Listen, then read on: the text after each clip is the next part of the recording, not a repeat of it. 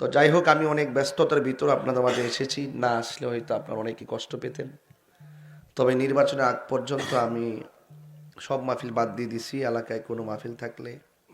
আপনাদেরকে অনুরোধ করব আমাকে একটু সুযোগ দিবেন, কারণ আপনারা জানেন যে আহলুস সুন্নাত ওয়াল জামাতের একটি ক্রাইসিস মুভমেন্টে আমি অনেক মাহফিল বাদ দিয়েও কেন এখানে আসছি, আমি একটু চেষ্টা করতেছি অন্তত পক্ষে রাষ্ট্রযন্ত্র সুন্নি জামাতকে যেভাবে মাইনাস করছে, অন্তত একটা লোক যদি সেখানে যাইতে পারি, অন্তত পক্ষে সেই বৈষম্য দূর করে আমরা আহলুস সুন্নাহর একটা অবস্থান তৈরি করতে পারবো। আর অন্য কোনো কিছু না, আমাকে একবারে ওই অনেক সম্মান করবে, এটা আমার নামের জন্য আসছি না, নামের জন্য না, এমনিতে আমাকে অনেক সম্মান আপনারা করেন,